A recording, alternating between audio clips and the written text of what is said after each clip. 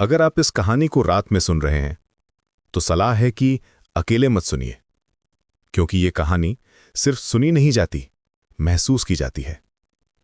यह है कमरा नंबर 302 की कहानी, एक ऐसी रात की जो कभी खत्म नहीं हुई, एक ऐसी रात जो आज भी जारी है और शायद हमेशा रहेगी।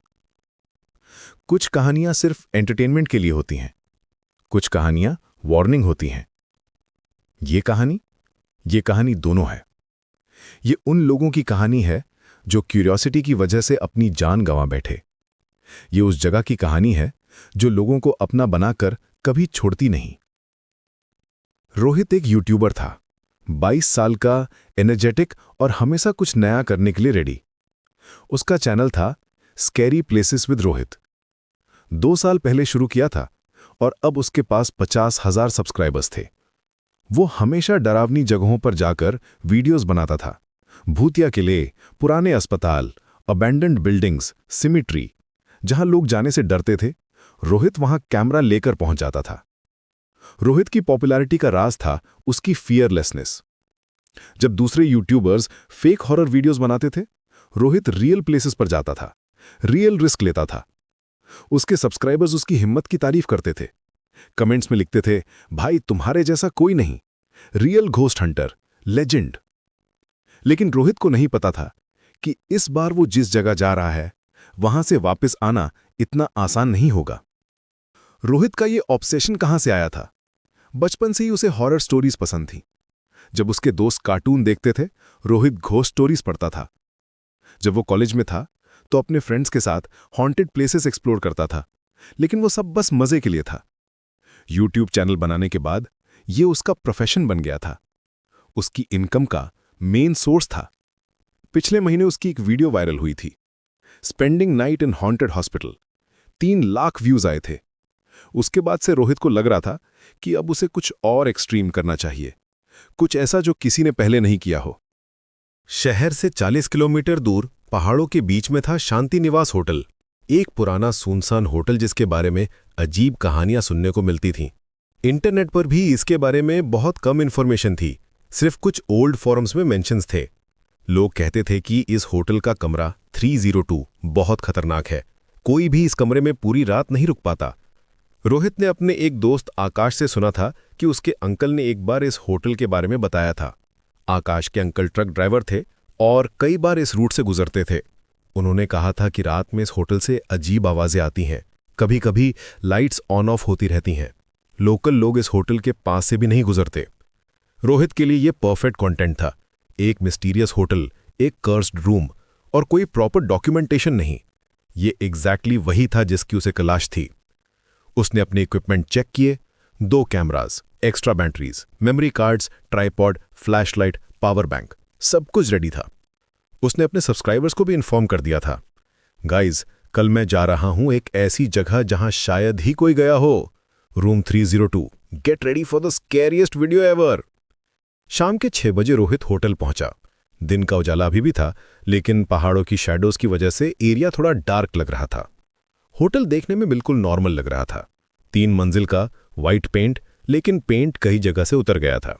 बिल्डिंग ओल्ड थी लेकिन मेंटेन्ड लग रही थी, लेकिन अंदर का माहौल कुछ अलग था। जैसे ही रोहित अंदर गया, उसे लगा जैसे टेम्परेचर अचानक ड्रॉप हो गया हो। हवा में एक हैवीनेस थी। रिसेप्शन एरिया में कुछ ओल्ड फर्नीचर था और वॉल्स पर फेडेड पेंटिंग्स लगी थीं। रिसेप्शन पर एक बूढ़ा आदमी बैठा था, शायद 60-65 साल का। उसकी आंखें बहुत गहरी थीं, जैसे कि वो बहुत कुछ देख चुकी हों। जब रोहित अंदर आया तो बूढ़े आदमी ने उसकी तरफ देखा। उसकी नज़र में कुछ था, जैसे कि वो पहले से जानता हो कि रोहित क्यों आया है। मुझे कमरा 302 चाहिए, रोहित ने कहा। बूढ़े आदमी ने उसकी तरफ देखा, कुछ देर चुप रहा, फिर धीरे से बोला, कमरा 301 और 303 बंद है, 302 आखिरी है। रोहित को यह जवाब अजीब लगा। आखिरी मतलब क्या? लेकिन उसने ज्यादा सवाल नहीं पूछे। परफेक्ट, रोहित ने कहा। मैं यूट्यूबर हूं, मुझे स्कैरी प्लेसेस पर वीडियोस बनाने हैं। बूढ़े आदमी की आंखों में कुछ चमका, जैसे कि उसे ये सुनकर कोई सरप्राइज नहीं हुआ हो, जैसे कि वो पहले से जानता हो। यूट्यूबर, उसने धीरे से कहा। कितने आए हैं यहां सब कुछ रिकॉर्ड करने के लिए? मतलब पहले भी कोई आया है? बूढ़े आदमी ने रजिस्टर निकाला। ये एक पुराना थिक रजिस्टर था। पेज येलो हो गए थे। उसमें बहुत सारे नाम थे, लेकिन सभी के सामने कुछ ना कुछ लिखा था। कोई लेफ्ट एट मिडनाइट, कोई फाउंड अनकॉन्शियस, कोई नेवर केम बैक। रोहित ने ध्यान नहीं दिया, वो तो बस अपना कैमरा सेटअप करने के बारे में सोच रहा था। एक बात कहूं? उसने कहा। हाँ बोलिए। भूत नहीं, पछतावा है। रोहित को समझ नहीं आया। मतलब? बूढ़े आदमी ने रजिस्टर के पेजेस टर्न किए। रोहित ने देखा कि कुछ एंट्रीज बहुत पुरानी थीं, 1990s की, कुछ रीसेंट थीं। जो इस कमरे में सोता है वो पूरी रात नहीं सो पाता। क्यों? क्या होता है? सच दिखता है। जो छुपा हुआ है वो सामने आ जाता है। और सच हमेशा कंफर्टेबल नहीं होता। रोहित हंसा। सर, मैं तो जाग कर ही वीडियो बनाऊंगा, कोई प्रॉब्लम नहीं। बूढ़े आदमी ने उसकी तरफ देखा। उसकी नजर में एक अजीब सी सैडनेस थी। सब यही कहते हैं शुरू में। उसने चाबी दी। रूम 302, तीसरी मंजिल पर। रोहित अपना सामान लेकर ऊपर गया। होटल के अंदर बहुत सन्नाटा था। सिर्फ उसके फुटस्टेप्स की आवाज गूंज रही थी। स्टेयर्स वुडन थीं और हर स्टेप पर क्रीक करती थीं। दीवारों पर ओल्ड पेंटिंग्स लगी थीं, लेकिन सभी में कुछ ना कुछ अजीब था। कुछ में लोगों के फेसेस क्लियर नहीं थे, कुछ में शैडोज ज्यादा डार्क थीं। पहली मंजिल पर कुछ रूम्स थे, लेकिन सभी के डोर्स बंद थे। कोई आवाज नहीं आ रही थी, जैसे कि पूरा होटल एम्प्टी हो। दूसरी मंजिल भी सेम थी, साइलेंट, एम्प्टी, लाइफलेस। तीसरी मंजिल पर सिर्फ 3 कमरे थे। 301 और 303 के दरवाजे पर क्लोज्ड का बोर्ड लगा था। सिर्फ 302 खुला था। रोहित ने नोटिस किया कि क्लोज्ड बोर्ड्स बहुत पुराने लग रहे थे, जैसे कि वो कई सालों से वहां लगे हों। उसने 301 के डोर हैंडल को ट्राई किया, लॉक्ड था। 303 भी। सिर्फ 302 का डोर खुल रहा था। कमरा देखने में बिल्कुल नॉर्मल था। एक बेड, एक टेबल, एक चेयर और एक बड़ा मिरर।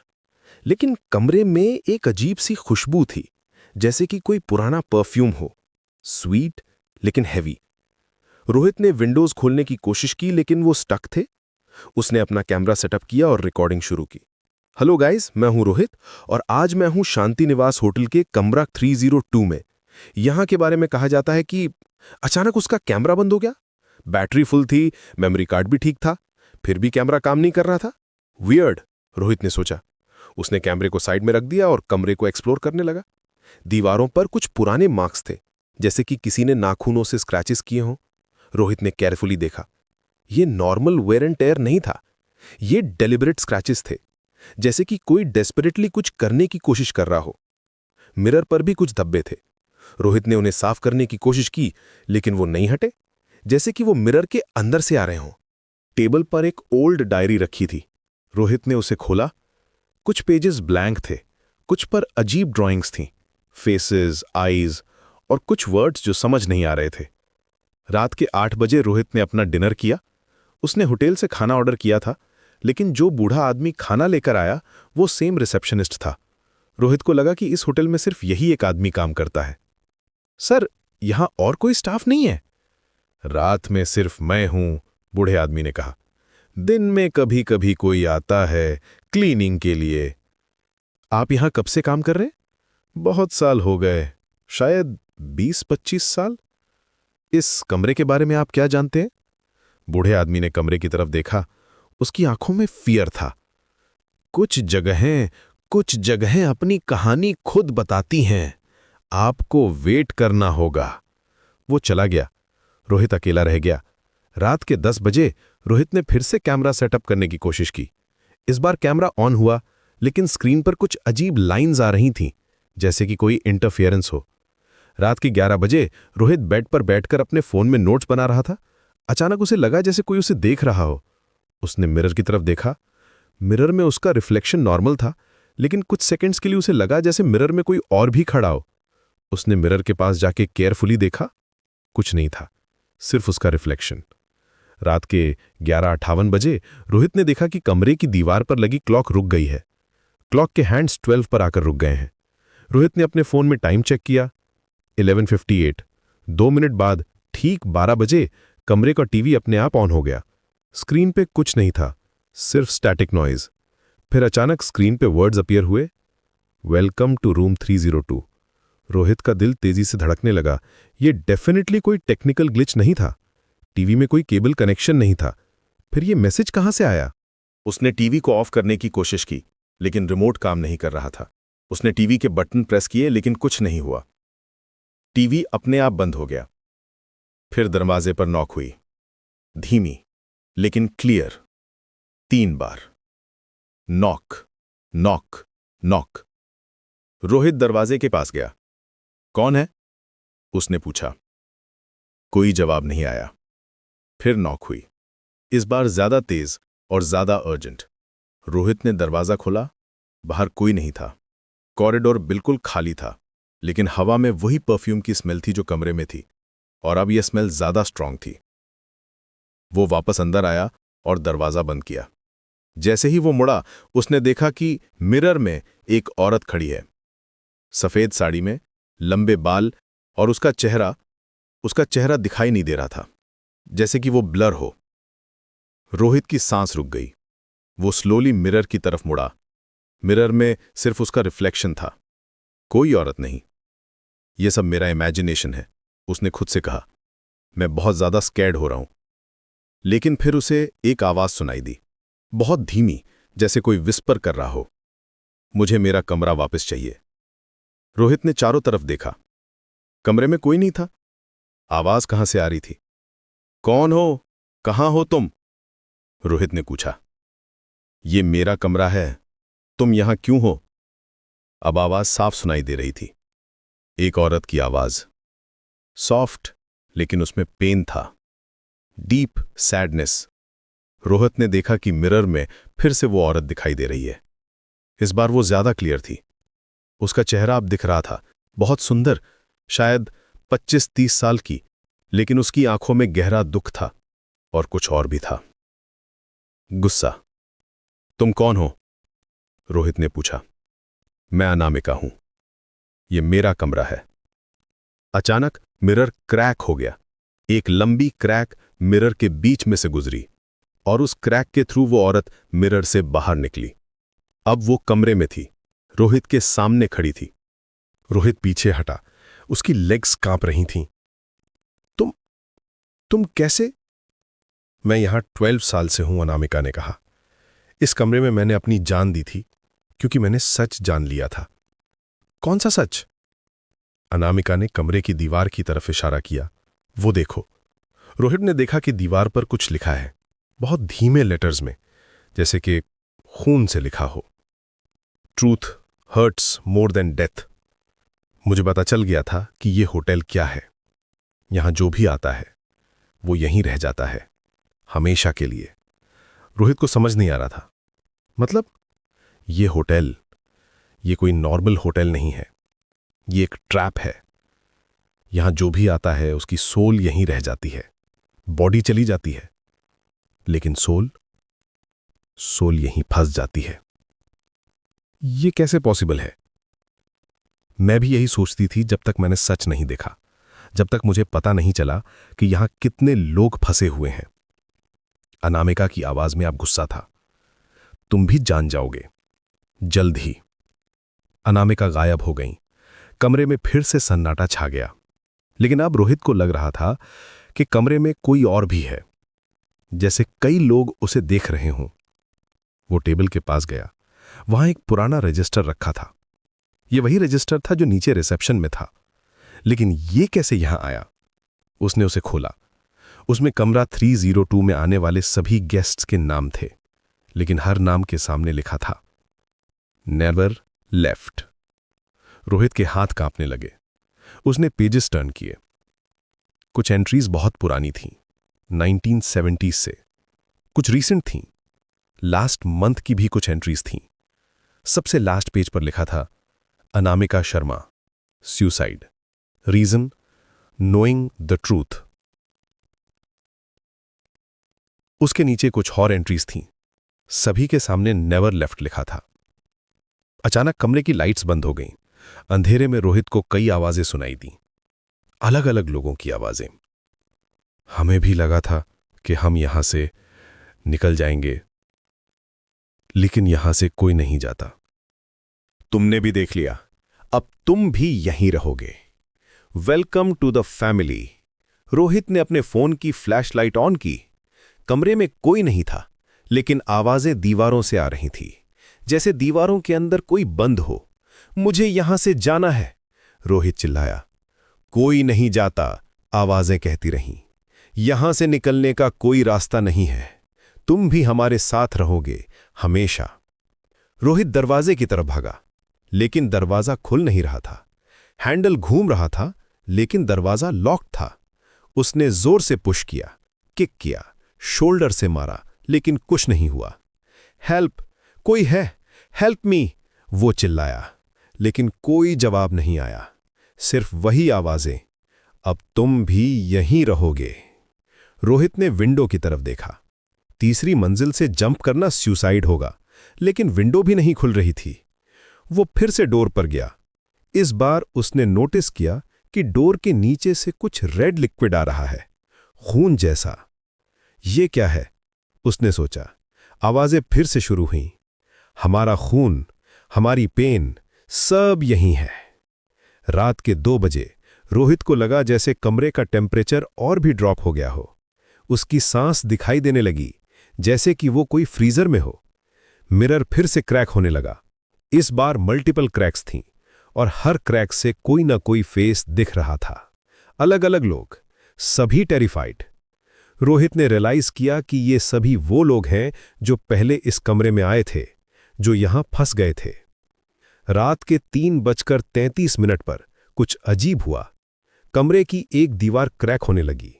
क्रैक बड़ी होती गई, और उसके पीछे से एक छिपा हुआ रूम दिखाई दिया। रोहित ने फ्लैशलाइट उस तरफ की। वो रूम फोटोज से भरा था। दीवारों पर, फ्लोर पर, सीलिंग पर, हर जगह फोटोज थीं, और सभी फोटोज में अलग अलग लोग थे। सभी के चेहरे पर एक ही एक्सप्रेशन था, डर। लोहित ने फोटोज को केयरफुली देखा। कुछ फोटोज बहुत पुरानी थीं, ब्लैक एंड व्हाइट, कुछ कलर में थीं, कुछ रीसेंट डिजिटल प्रिंट्स थीं। सभी में लोग टेरिफाइड लग रहे थे, जैसे उन्होंने कुछ ऐसा देखा हो जो देखना नहीं चाहिए था। हर फोटो के नीचे एक नेम लिखा था और एक डेट। रोहित ने देखा कि डेट्स बहुत पुरानी थीं, 1960 से लेकर रीसेंट तक। उसने फोटोज काउंट करने की कोशिश की। 1, 2, 3, बहुत सारी थीं। जब वो लास्ट वॉल पर पहुंचा तो उसकी सांस रुक गई। वहां 302 फोटोज थीं, एग्जैक्टली 302।